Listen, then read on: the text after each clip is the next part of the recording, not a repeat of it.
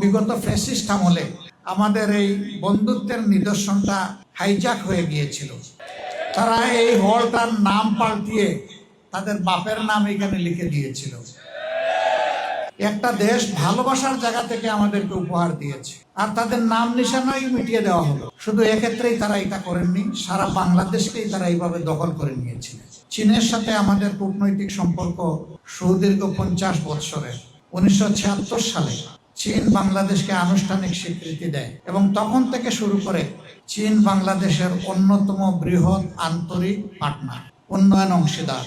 চীনের অংশীদারিত্বে বাংলাদেশে অনেক বড় বড় নিদর্শন গড়ে উঠেছে এবং তাদের বন্ধুত্বের নিদর্শন শুধু আজকের এই গ্যাদারিং না, আপনাদের পাশেই বড় একটা স্থাপনা আছে, চীন বাংলাদেশ মৈত্রী সম্মেলন কেন্দ্র।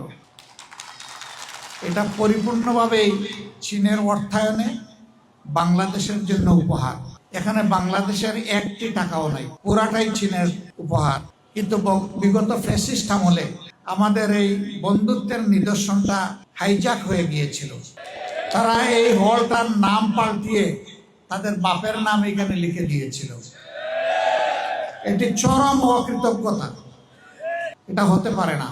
একটা দেশ ভালোবাসার জায়গা থেকে আমাদেরকে উপহার দিয়েছে, আর তাদের নাম নিশানাই মিটিয়ে দেওয়া হলো। শুধু এক্ষেত্রেই তারা এটা করেননি, সারা বাংলাদেশকেই তারা এইভাবে দখল করে নিয়েছিলেন।